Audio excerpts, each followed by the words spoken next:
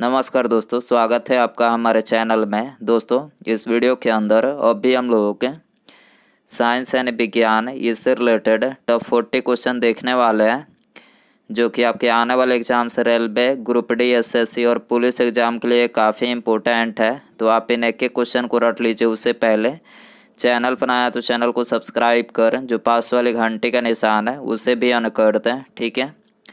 तो देखिए, यहाँ पर हमारा पहला क्वेश्चन है, सोरा जो बारूद बनाने के काम आता है का रासायनिक नाम है। तो देखिए, इसका जो रासायनिक नाम है तो ये है पोटेशियम नाइट्रेट, ठीक है। इसके अलावा पोटेशियम क्लोराइड किसका रासायनिक नाम है? तो पोटेशियम क्लोराइड जो है ये नौसादर का रासायनिक नाम है।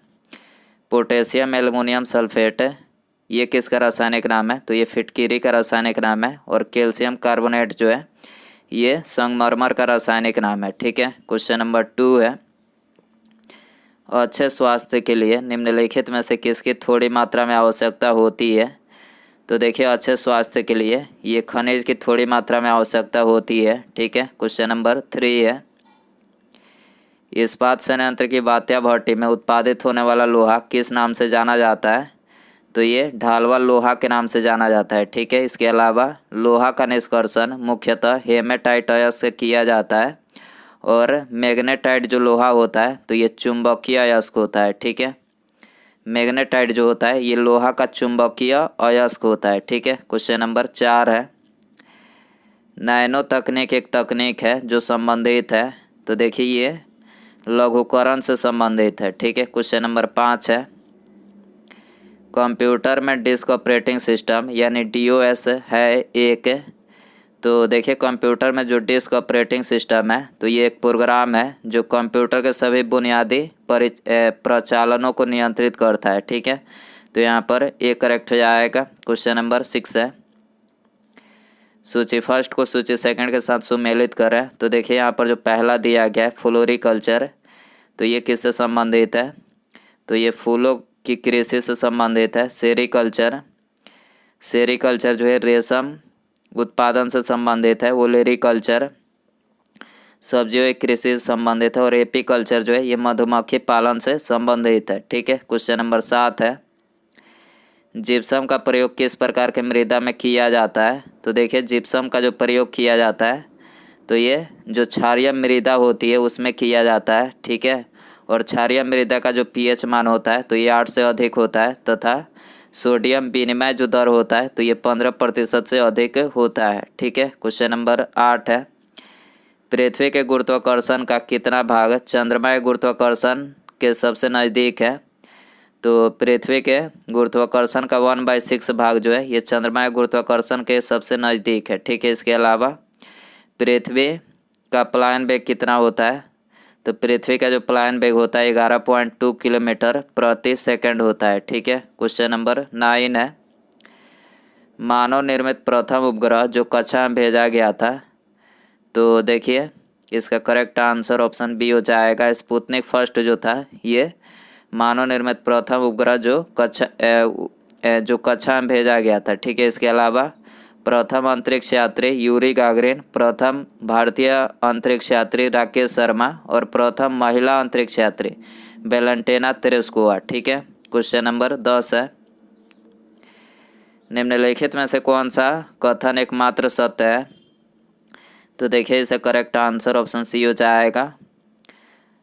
पौधे अपने जड़ों द्वारा मिट्टी से भोजन अवशोषित करते हैं, तो ये कथन जो है सत्य, और बाकी ये तीनों कथन जो है गलत है, ठीक है। क्वेश्चन नंबर 11 है, नदियों, तालाबों आदि में पाए जाने वाले जलीय हरे पौधे को क्या कहा जाता है?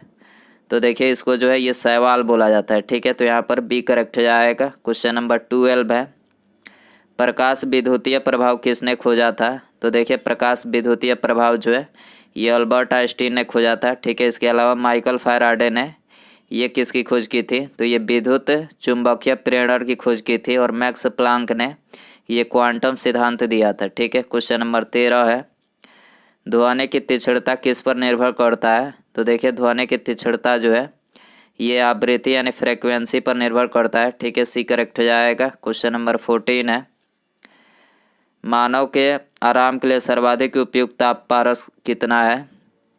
तो देखिए मानव के आराम के लिए सर्वाधिक उपयुक्त ताप जो पारस है तो ये 18 डिग्री सेल्सियस से 22.5 डिग्री सेल्सियस है। ठीक है, तो यहाँ पर डी करेक्ट हो जाएगा। क्वेश्चन नंबर 15 है, हमारे ताप में हमारे रक्त में हीमोग्लोबिन का कार्य है। तो देखिए इसका करेक्ट आंसर ऑप्शन सी हो जाएगा, ऑक्सीजन का संवहन करना। ठीक है, हमारे रक्त में हीमोग्लोबिन का क्या कार्य है, तो ऑक्सीजन का संवहन करना जो इसका कार्य है। क्वेश्चन नंबर 16 है, द्रव की छोटी बूंदें गोलाकार होती है क्योंकि। तो देखिए इसका जो कारण है तो यह है गोलाकार के लिए सतही ऊर्जा न्यूनतम होती है। ठीक है, तो यहाँ पर डी करेक्ट हो जाएगा। क्वेश्चन नंबर 17 है, प्राथमिक रंग कौन कौन से हैं, तो देखिए प्राथमिक जो रंग है वो है लाल, हरा और नीला। ठीक है, ये करेक्ट हो जाएगा। क्वेश्चन नंबर 18 है, फेरोमैग्नेटिक पदार्थ है जो, तो देखिए फेरोमैग्नेटिक पदार्थ है जो चुंबक से आकर्षित होते हैं। ठीक है, तो यहाँ पर सी करेक्ट हो जाएगा। क्वेश्चन नंबर 19 है, थर्मोस्टेट का कार्य क्या है, तो देखिए थर्मोस्टेट का जो कार्य है तो यह है किसी उपकरण के ताप को एक निश्चित पारस के भीतर बनाए रखना। ठीक है, किसी उपकरण के ताप को एक निश्चित पारस के भीतर बनाए रखना जो है ये थर्मोस्टेट का कार्य है। ठीक है, क्वेश्चन नंबर 20 है, शब्द क्लोनिंग संबंधित है, तो देखिए ये आनुवांशिक से संबंधित है। ठीक है, डी करेक्ट हो जाएगा। क्वेश्चन नंबर 21 है, ब्लैक होल अंतरिक्ष में एक पिंड है जो किसी प्रकार विकिरण यानी रेडिएशन को बाहर आने नहीं देता है। इस गुण का कारण है इसका, तो देखिए इस गुण का कारण है इसका बहुत उच्च घनत्व। ठीक है, सी करेक्ट हो जाएगा। क्वेश्चन नंबर 22 है, बाजार में बेचा जाने वाला मानक 18 कैरेट सोना में होता है। तो देखिए बाजार में बेचा जाने वाला मानक 18 कैरेट सोना में जो होता है तो ये 18 भाग सोना एवं 6 भाग जो होता है अन्य धातुएं होती है। ठीक है, तो यहाँ पर सी करेक्ट हो जाएगा। क्वेश्चन नंबर 23 है, मानव शरीर के किस अंग में लसिका कोशिकाओं का निर्माण होता है, तो लसिका कोशिकाओं का जो निर्माण होता है तो ये बृहद अस्थि में होता है। ठीक है, क्वेश्चन नंबर 24 है, निम्नलिखित में से कौन हाइड्रोकार्बन के अणु भार को बढ़ते क्रम में बताता है, तो देखिए इसका करेक्ट आंसर ऑप्शन ए हो जाएगा, हाइड्रोकार्बन के अणु भार को बढ़ते क्रम में जो है सबसे पहले जो है मीथेन होगा। ठीक है, मीथेन को CH4, मीथेन CH4, उसके बाद इथेन C2H6, उसके बाद प्रोपेन C3H8 और उसके बाद ब्यूटेन। ठीक है, C5H10 होगा।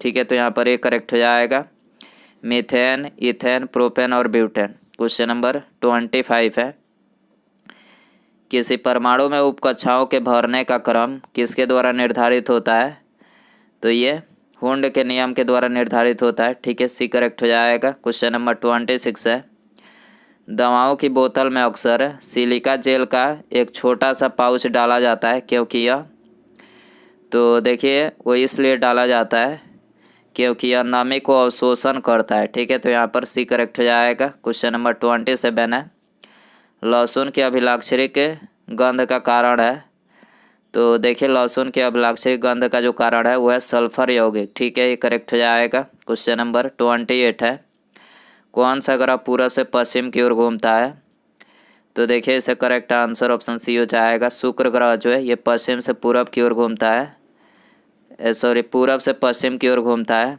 ठीक है, इसके अलावा शुक्र ग्रह को ये पृथ्वी का वाहन भी बोला जाता है। ठीक है, क्वेश्चन नंबर 29 है, सूखे सेल यानी ड्राई सेल में एनोड का कार्य करने वाली छड़ बनी होती है, तो देखिए ये कार्बन की बनी होती है। क्वेश्चन नंबर 30 है, आलू भूमिगत अपरिवर्तित तना होता है जिसे कहा जाता है, तो देखिए इसे प्रकंद बोला जाता है। ठीक है, ये करेक्ट हो जाएगा। क्वेश्चन नंबर 31 है, मीठे स्वाद की अनुभूति के लिए जीभा पर स्वाद केंद्र स्थित होते हैं, तो देखिए मीठे स्वाद की अनुभूति के लिए जीभा पर स्वाद केंद्र जो है ये कहाँ पर स्थित होते हैं, तो ये अग्रभाग पर जो है स्थित होते हैं। ठीक है, बी करेक्ट हो जाएगा। क्वेश्चन नंबर 32 है, किण्वन क्रिया में कौन सी गैस उत्पन्न होती है, तो किण्वन क्रिया में ये कार्बन डाइऑक्साइड यानी CO2 गैस जो है उत्पन्न होती है। इसके अलावा कार्बन डाइऑक्साइड यानी CO2 की जो प्रकृति होती है तो कैसी होती है, तो ये अम्लीय होती है। ठीक है, क्वेश्चन नंबर 33 है, निम्नलिखित में से विषाणु यानी वायरस जनित रोग कौन सा है, तो वायरस जनित जो रोग है तो ये है एड्स है। ठीक है, क्वेश्चन नंबर 34 है, बुढ़ापे में कौन सी ग्रंथि लुप्त हो जाती है, तो देखिए बुढ़ापे में ये थाइमस ग्रंथि लुप्त हो जाती है। ठीक है, इसके अलावा पीयूष ग्रंथि को ये मास्टर ग्रंथि के नाम से भी जाना जाता है। ठीक है,